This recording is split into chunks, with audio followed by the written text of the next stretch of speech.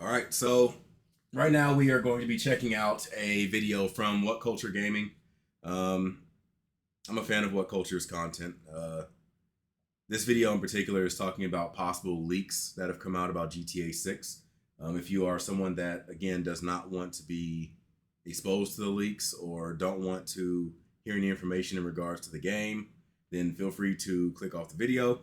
Or if you're in the stream, wait about 30 minutes before I come back to the other videos. But it's been so long since any information about GTA have come out other than online crap that I'm going to listen to this damn information. I deserve it. It's been that long.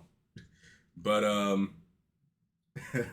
I will go ahead and jump into it. I already gave him a like. The video is called Detailed GTA 6 Leak is Everything Fans Want, which is saying a lot. Very bold claim they're making there. Again, the video is made by WhatCulture. If you're a fan of their content, be sure to subscribe to them. I should have a link for the original video in the description if this gets put over to YouTube. But you will see. Go ahead and cut the music off. And let's do it. By Josh. Hello, Scott. Josh, my friend, as an addendum to the previous I just realized my music was playing and nobody heard it. Overall is a massive leak What's up, Wilson? on Reddit very recently, but has now been deleted. So take all of this with a mountain of salt. It's very, very specific. It's very detailed, and it's just kind of fun to talk about this stuff in light of any official announcements from Rockstar in regards to the state of GTA 6. So this leak came from Test Pattern 5 over on Reddit. And like I said, it's always been deleted and stuff. But I'm going to pull a few things from Dexerto's write-up because they phrase things in a slightly more clear sort of way. And so the first thing to talk about is the game's characters. There's a set of 3. In theory... Again? Again. All right, let me go ahead and address this first. I'm tired of the 3 character arc thing. Go back to 1 character. I don't like the 3 character stuff. Like, it annoys me. Now, I know you probably don't want to go full on, like, create a customized character and stuff, but just give me 1 character and have them go through a normal character progression. I think that 3 characters take too much focus away from, like, I'd rather you hit hard 1 character than spread the attention across 3 characters. In theory, we're going to be playing as 3 different people, Ricardo, Rhodes, and Casey. Ricardo is an ex-special agent from Colombia who aspires to the life that the Los Perros Locos cartel bosses had when he was growing up. You've got Rose, who's a police officer whose husband passed away before the beginning of the game, leading her into a spiral of addiction and depression. And Casey, a former boxer, described as Trevor if he wasn't psychotic. And they have no problem. Trevor if he wasn't psychotic. My question What do you is, think? what is Trevor if he wasn't psychotic? I don't actually know. He was so defined by being... See, the thing is, when you talk about someone without being psychotic, they just described him as someone who isn't afraid to hurt people for money. You have to have some level of psychosis in order to, like, be into that type of shit, right? Like, being psychotic doesn't just mean absolutely batshit insane. Like, matter of fact, let me look it up first. I want to make sure I got this right.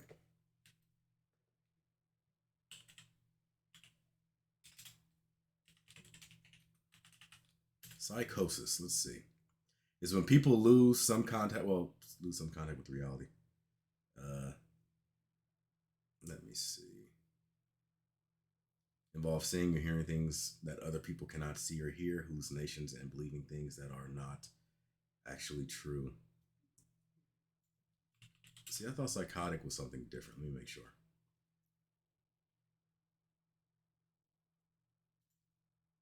See, I thought psychotic was people that were unempathetic. People that, like, had no connection to, like, sympathy and stuff like that. Because I remember hearing something about, like, didn't it say CEOs of companies? A lot of them have, or am I thinking of a different word? Not sociopath. Sociopath is something different. It's something that causes you to be uncaring, unfeeling. Like, you don't really have that connection when it comes to empathy. What am I thinking of? Psychopathic.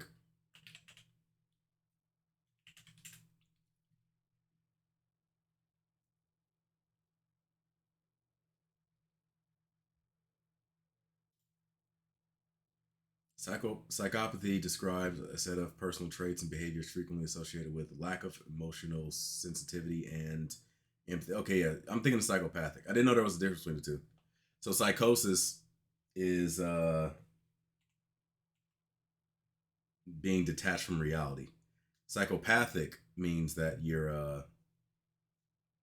you lack empathy and emotions that would make you like connect with someone else.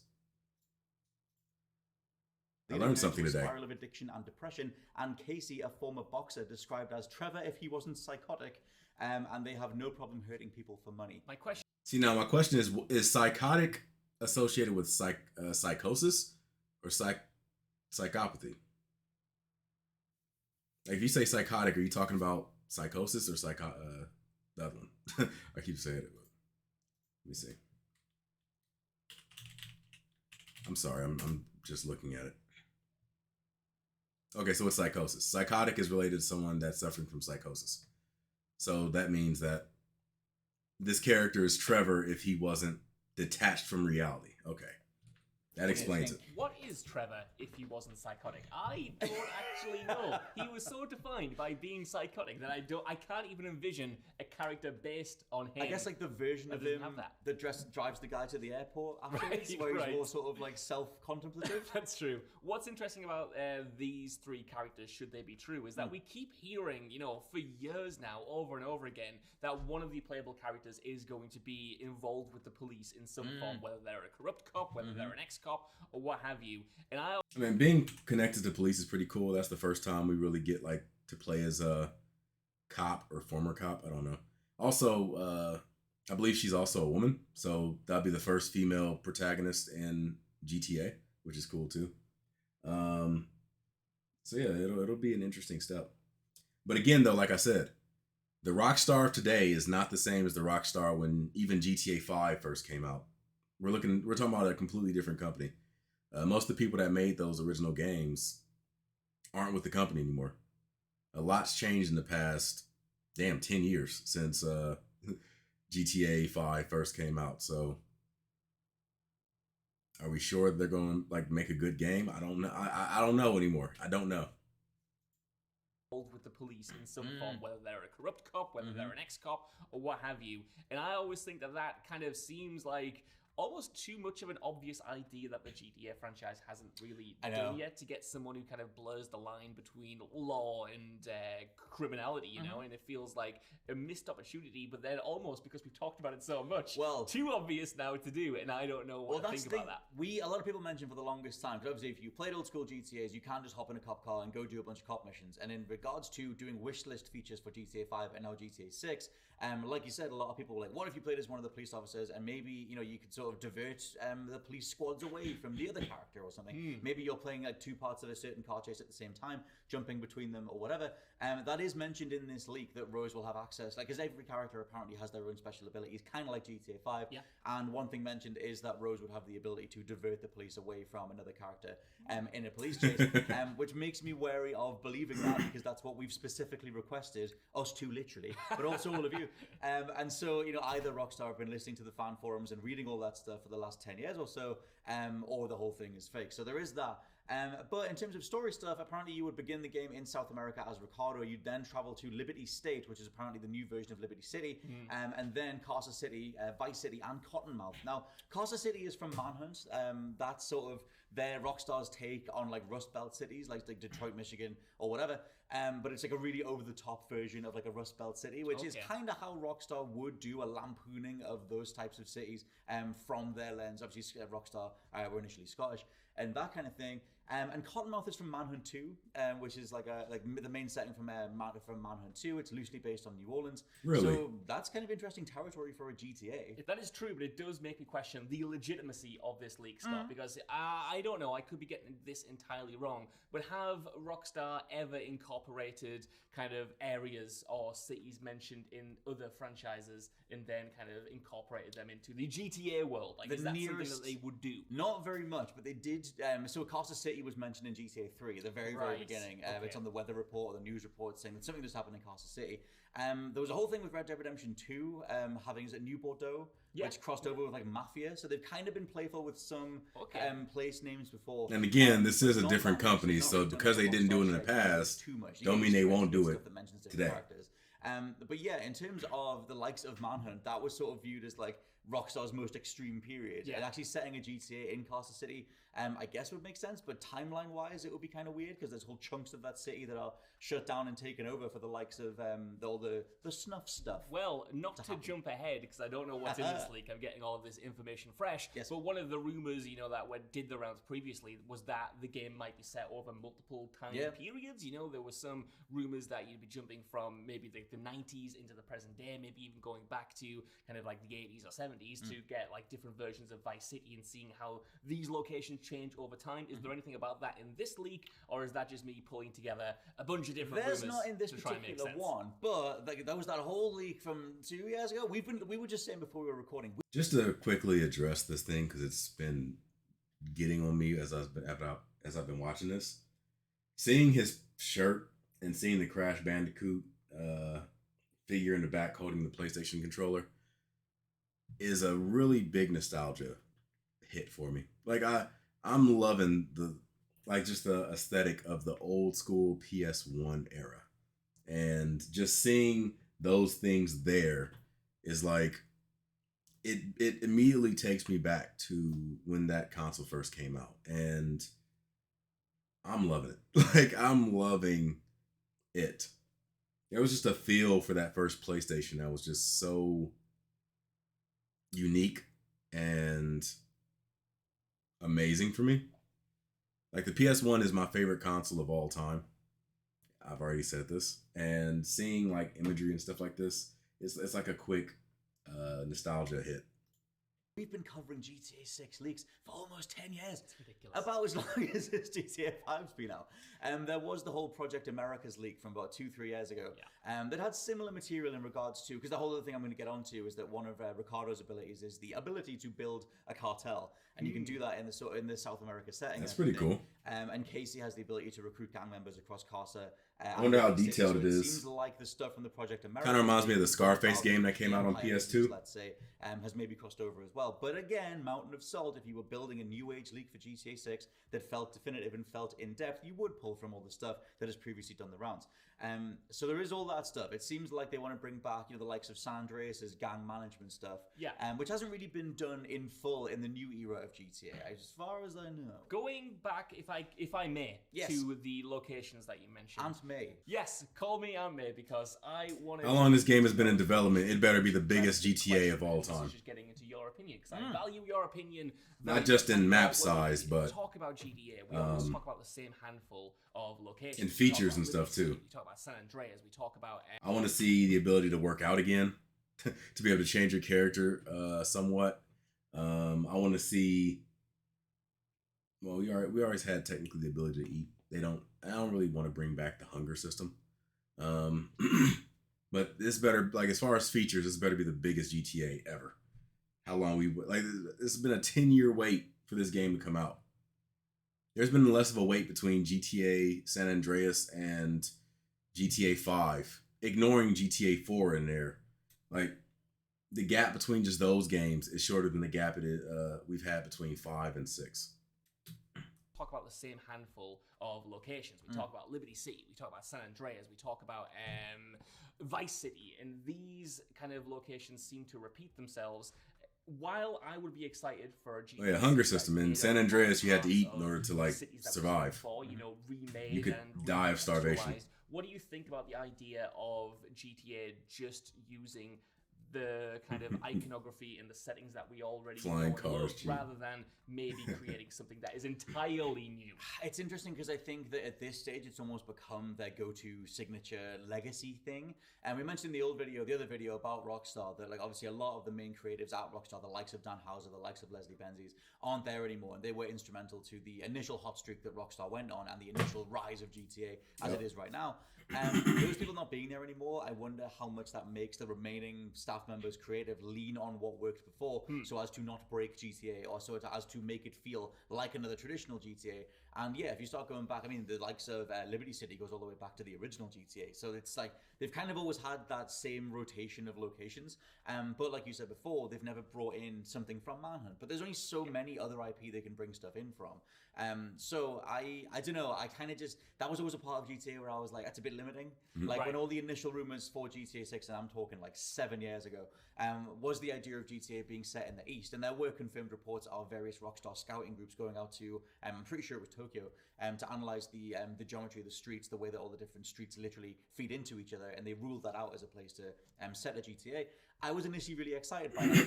That would be such a different GTA. Yeah. And I really like Chinatown was in terms of an Eastern setting. So I would like them to experiment more. But I think they have a nice split. I mean, you've got like Liberty City, Vice City, and then you do have revamped versions of Carcer City and Cottonmouth, which I barely remember Manhunt 2. That thing was just a blur. This is it. Like, that is still exciting to me, even though they are familiar cities or cities that we've seen have been mentioned in other games. Like, that still sounds like a massive map. And if we're going to have to wait this long for a GTA 6, like, I think if you just had Liberty City again, or if you just had Vice City again, while exciting, it might not justify the 10-year wait for it. However, if you manage to stitch all of these locations together somehow, the sheer scale of that map, despite its familiarity, to me, would still make it exciting. Yeah, I mean, also, like, GTA has done, like, sort of like, dropping into a certain location from the past for a little bit. Here's an idea. Just bring Bully back. Just give us Bully. Bully 2. I forget which one lets you go back Bully to remake. St. Marco's Beach. One of those. In GTA 3, you do one mission there. And then you go elsewhere, you do other things, but it's, I think, San Andreas. It's in San Andreas where you go back to a location from GTA 3, and then you continue with the story again. So as much as other locations are being mentioned here, maybe the focus is on South America and is on the revamped versions of Carcer City, Cottonmouth. By the way, speaking of Bully, who's the company that's currently developing the new Harry Potter game coming out later this year? Recently as well, say, take Red Dead Redemption 2, for example. Like, that game, you have, like, the main map that is new to Red Dead Redemption 2. You have parts of the map from Red Dead Redemption 1. And then you have entire new maps that are separate from the main environment, like Guama, when you get stranded on that island, you know what I mean? So they've kind of been potentially experimenting with these different fragments before and maybe building up to this kind of, for want of a better phrase, a super map based on previous GTA titles. I can see them making this next step. That's a really good point. I don't really need a map that's like super gigantic. I know like recently they've been on this thing about trying to get like as many miles and stuff out of their map as possible.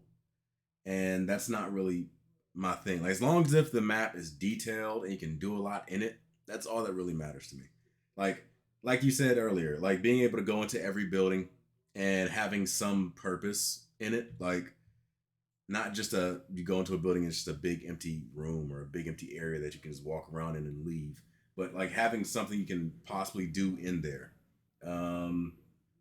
Having different activities and stuff that you can do, like if you did want to go and play bowling or like a lot of the features that they had in GTA 4, having its own internet system that's more in depth than GTA 4 and 5 had. Like incorporate all that stuff. I think that would make it fun. Based on previous GTA titles, I can see them making this next step. That's a really good point. That, considering the amount of art assets and time and just general coding went into that one chapter in that game, maybe speaks to the reality. Add a variety of cars, little parts of the game. Add a variety of missions and stuff. Next thing down is all of the forms of transportation you can take part in, and so GTA is a weird one because I feel like over the years, I remember the days. I'm going to sound old. Add more customization to GTA, and everyone was looking the cars and stuff that we do have. Because you can pick up a golf club, but then even if you go to the golf course, you can't do anything with it. And then it was like, why is that not here? And so somewhere along the way, Rockstar were like, we'll just give you as many mini games as possible. And then GTA 5's version of the golf is like the most fleshed out, perfected, physics-based golf you've ever seen, but it's also the most overlooked thing in GTA history. Dude, I remember like trying to play, tennis and golf in GTA. Yeah, like if you're going to have these mini games also, don't make them just regular mini games. Like if you're going to put golf into GTA 6, make it so that like there's a tournament that takes place like at a certain day of the week or something that you can like participate in, and you're competing against NPCs, or if there is some type of multiplayer, you're competing against other players, and the winner gets some type of prize, whether it's like a certain car, or whether it's a cash prize, or whatever, like anything. It unlocks a golf cart that you can use throughout the game or something, or it unlocks a particular weapon or something. Like, make it so that like these mini games have purposes outside of just the game itself. I don't want to be able to play one game and then when I start a new game, it's like everything that happened in the last game is just gone. Like, incorporate some tournaments. I know in San Andreas, when it came to like your character's fitness and stuff, there was a triathlon that you could compete in on certain days of the week, where you had to like swim to a certain part of the map, and then you had to get on a bike and bike to a certain part of the map. Then you had to run, and like if your character's stamina wasn't that high, then you would not win because other people were like better than you. But if you trained your person, you could like win those events. Like, bring those back, except make it so that when you win, you get something, or it has some type of lasting impact, or maybe it adds something to your character's abilities. Like, I don't know, if you go to a shooting range and you take part in some type of competition that tests your ability to shoot. Like, if you go to Ammunitions and you do all the shooting gallery events and you win in them, maybe it unlocks your ability to not have to reload, or your ability to not suffer from recoil when you shoot. The triathlete events, if you win that event, you unlock the ability to have infinite stamina, or something like something that has some type of lasting impact.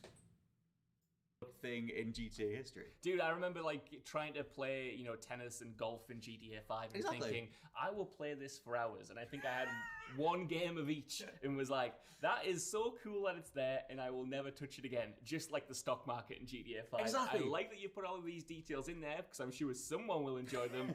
But for me, no. But I'm excited to see what could be. Ability to hold your gun different ways. Stock market stuff, it is mentioned. So that's like super deep customization. And access to stock market stuff. So I guess if you I'm gonna hold my gun sideways like a black guy. I guess have fun with that from multiple character perspectives.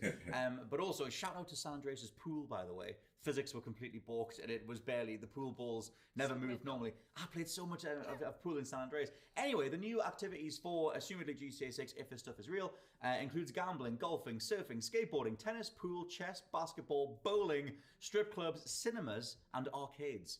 So there's and also mentioned in here is the idea of weekly live sporting events that you. So they need to like in-game upgrade the basketball system a bit. Streamers, it doesn't have to be like phrasing, 2K levels of detail, but social media would happen in a live capacity. Maybe that's Rockstar borrowing. But if you're playing basketball, like for example, let's have you against another team, or maybe you can do something small like 3-on-3 or something. There's a button to pass the ball. You dribble. If you get too close to someone and they steal, depending on how your person's like turned, maybe you can lose the ball. When you shoot, just have a quick bar that pops up and you have to stop the bar on a certain spot, and then that'll determine whether you can make it or miss it. Like, just something simple like that would go a long way, instead of just like picking the ball up and your character's just automatically dribbling, you're moving around, and then you just like have to hold the button and shoot. Like, just something with more details. Like, you don't have to put a lot of crazy details in it, but just make it somewhat deep. From the likes of Fortnite to sort of get eyeballs on GTA once a week, get a whole bunch of players in one place. Okay. Maybe people are competing against each other. I don't know. That's interesting to take those elements that have been in previous GTA games and maybe kind of blow them up to be more multiplayer based, or certainly more social media influence. Because I mean, GTA 4 had comedy clubs, like the cinema itself has been a mainstay over this franchise and franchises like Red Dead Redemption, and they've always felt, at least to me, so extraneous. Like they're fun little additions, but if you manage to keep them kind of alive, or kind of change up what is being shown in these comedy clubs or in these movie theaters, and kind of make them like mini events, kind of I hate to admit it, like you said, as Fortnite does with its live events, and kind of make them a thing that people have to tune in for and want to check out every week in GTA 6 Online or whatever. I might think that's the death of culture, but at the same time, I can see that idea working in a really weird and perverse way. That, my friend, seems to be culture these days. I forget the name of the different people who have done gigs inside Fortnite. But one thing mentioned here in regards to the live sporting events. The question is, able to place bets what on them, culture? which makes me think of the way that the GTA 5 casino or GTA Online casino rolled out, where Rockstar were very clear about walking a very specific line where you weren't placing real money bets, you were using their premium currency, you were using their in-game currency, and that was how they got around the whole it's actually gambling thing. Right. So maybe that's how you do it in this one as well. But I like the idea of taking all the mini games, all the different activities that you've got, all the perfected mechanics that they've built, and then having sort of ostensibly multiplayer arenas that if you want, you can go up to and watch certain games unfold. It feels like they're blurring the lines of GTA 6 and GTA Online even more. Yes. But if I'm Rockstar and I'm looking at just how much money GTA Online has made and where the general, the amount of hours that have been played are, where they even are, it's GTA Online. It's making GTA this a complete alternate life that we can just live in. It's PlayStation Home, Josh. Totally. I mean, it's PlayStation Home. Scott Telford. But it is an easy way, I think, to keep the world feeling alive and persistent, if that makes sense. Like, it takes a long time to create new heists. It takes a long time to create new missions and cutscenes. It takes considerably less time to throw in a live sporting event that we've kind of like just knocked up, or a kind of like a little cutscene movie that we've knocked up to show to people on a certain date. But those kind of little events in the world do, like I said, keep it feeling like a living, breathing city that is constantly changing, and it gives people a reason to jump back into the world and check this stuff out with their friends. Again, I worry about the way it's implemented and its intentions, and whether it is for artistic reasons or if it is just for retention reasons. Is it just an in-game strip club that you're throwing the premium currency at? But yeah, let us know what you think down in the comments below of all the GTA 6 stuff so far. There's quite a lot of it. It hasn't been fully debunked yet, but like I said, the post has been deleted, but it's Mountain of Salt time. It's Salt Lake City. I don't know what that means, but there's salt in there somewhere. But let us know what you think down below. For now, I've been Scott from WhatCulture.com. I've been Josh from WhatCulture.com. And we'll catch you next time. Bye-bye. Yeah. As I said, this game could be a lot of different things depending on how they take it. We don't really have a good precedent to determine what exactly they're going to do in regards to the game, because, like I said, a lot of the people that worked on the older GTAs aren't there anymore. So it's like, just based on what I assume, I would imagine that the people that are in charge of the system, the franchise now, are going to try not to rock the boat.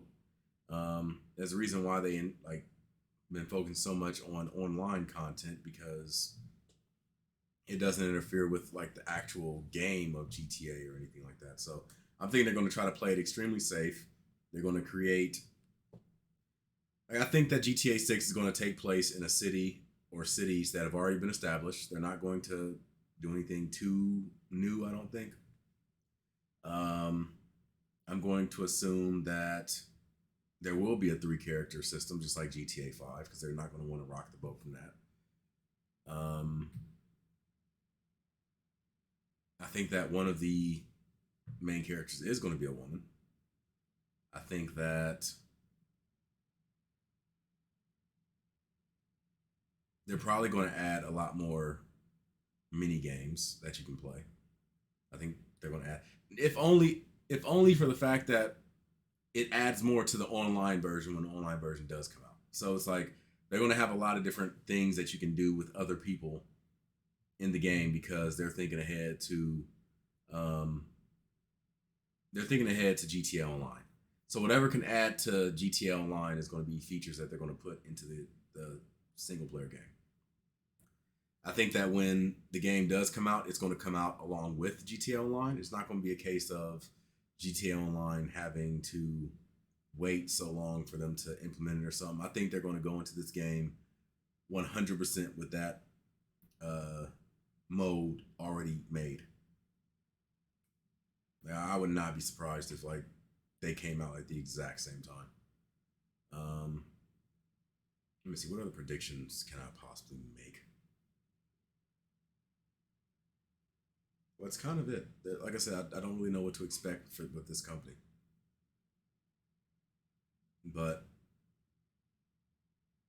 I think there'll be a lot of pop culture references. not just the generic stuff, but like I'm willing to guarantee there's going to be a Trump-esque character in the game. I want to guarantee there's going to be social issues brought up in the game. Now, whether they do it like humorously and over the top, or if they do it seriously, I'm not sure, but I'm willing to bet those things are going to be added in the game somehow. Better work better than GTA 5 online at launch. I can tell you right now, it's not going to be great at launch. I can predict that. There's going to be issues on launch. Like, I know that. There's going to be problems. Now, they will eventually fix it, but there's going to be problems. I can safely tell you that. But anyway,